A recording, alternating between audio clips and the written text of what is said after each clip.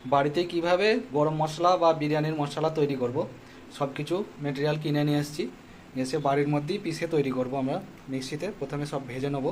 এখানে আমি নিয়ে নিয়েছি শাহি জিরা 25 গ্রাম, গোলমরিচ 75 গ্রাম, লবঙ্গ নিয়েছি 25 গ্রাম, বড় এলাচ নিয়েছি 30 গ্রাম, ছোটো এলাচ নিয়েছি 10 গ্রাম, জাবিত্রী নিয়েছি 10 গ্রাম, দারুচিনি আছে 50 গ্রাম, স্টার ফুল আছে 20 গ্রাম, কাবাব চিনি আছে 10 গ্রাম, আর জায়ফল দিয়ে দেবো পরিমাণ মতো, 2 3 কিংবা 4। এখানে মোটামুটি আমি 250 গ্রামের মতো মশলা তৈরি করব। তো এই পরিমাণে সব নিয়ে নিয়েছি, আর একটা একটা করে সব এখন ভেজে নেব। তারপর এগুলোকে মিক্সির মধ্যে পিষে গুঁড়ো করে নেব। কড়াই হালকা গরম হয়েছে, প্রথমেই শাহি জিরেটা ভেজে নেব, কারণ জিরাতে হিট অনেক কম প্রয়োজন হবে, নয়তো মশলাটা পুড়ে যাবে।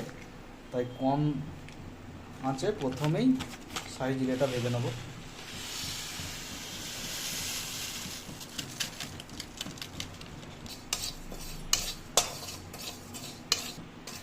গ্যাসের ফ্লেম খুবই লো করা আছে, নাহলে মশলাগুলো পুড়ে যেতে পারে। একটু টাইম নিয়ে ভাজতে হবে, তাহলেই মশলাটা খুব ভালোভাবে তৈরি হবে।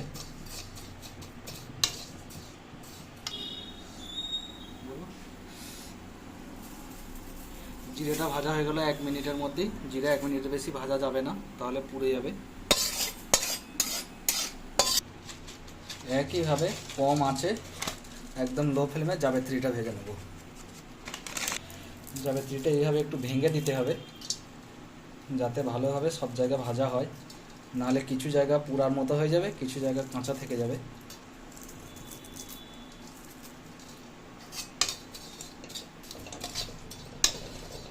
এটা ভাজা হয়ে গেছে, নিজের থেকেই ভাঙতে শুরু করে দিয়েছে। এবার এটাকে তুলে নেব।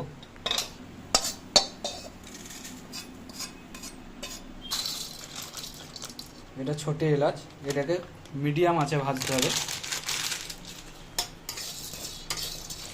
মাঝখানে ভাজছি। এটা ভাজা হয়ে গেছে, এগুলো সাদা হতে আরম্ভ করেছে, মানে ভাজা হয়ে গেছে। এটাকে এবার তুলে নেব।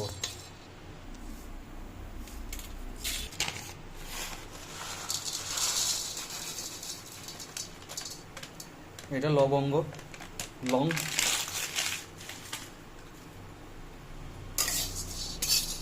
এটাকেও কড়া করে ভেজে নেব।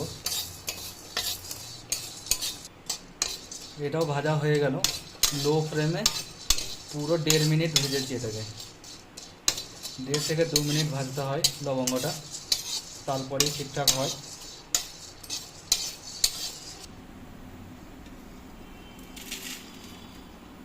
নেব। এবার দিচ্ছি কাবাব চিনি। এবার কাবাব চিনিটা ভেজে নেব। এটা গোলমরিচের মতো একইভাবে ভাজতে হয়।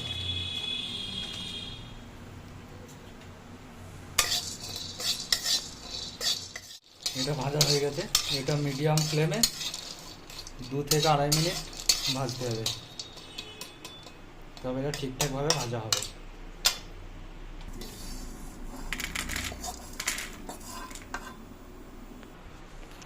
এরপর ভেজে নেব দারচিনিটা। দারচিনিটা যত সম্ভব ভেঙে ছোটো করে দিচ্ছি, যাতে ভালোভাবে ভাজা হয়।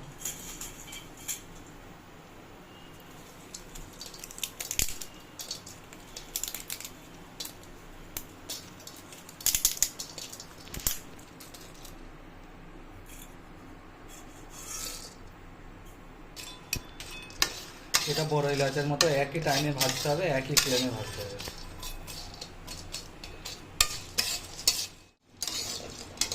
এটাও ভাজা কমপ্লিট, সেন্ট বেরোতে শুরু করে দিয়েছে। এবার এটাকে তুলে নেব।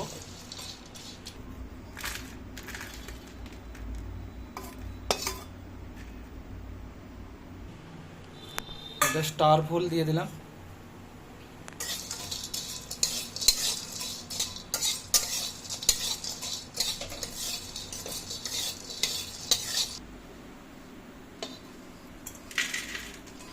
তারপর 30 সেকেন্ডের বেশি লাগে না ভাজতে, এটা এখনই ভাজা হয়ে গেল।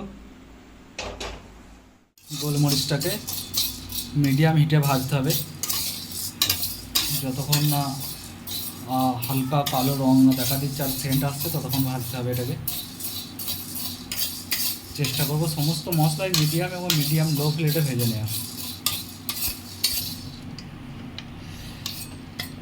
গোলমরিচটাও ভাজা হয়ে গেল।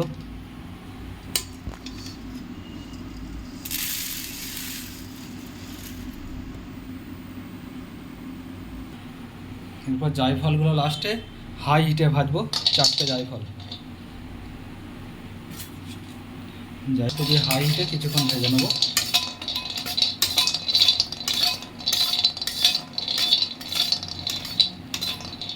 হালকা ভেজে নিয়েছি হাই হিটে, এবার এগুলো তুলে নেবো।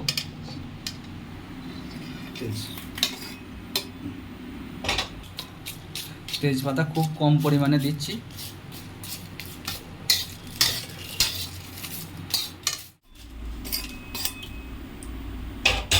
মশলা সবই ভেজে নেওয়া হয়ে গেছে, ভাজা কমপ্লিট।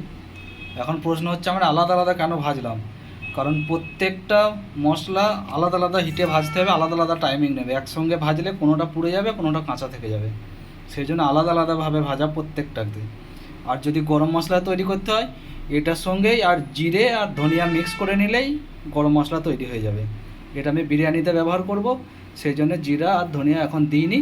এটা পিষে নেওয়ার পর আলাদা করে সেটার থেকে আবার গরম মশলা আমি তৈরি করে নেব, জিরা আর ধনে।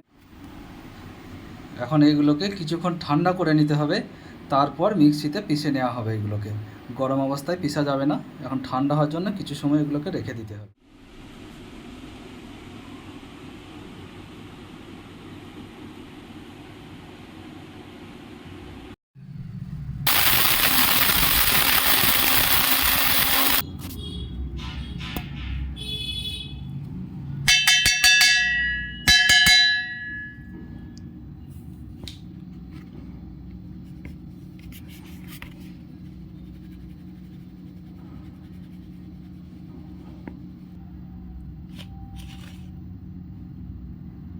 তৈরি হয়ে গেল গরম মশলা।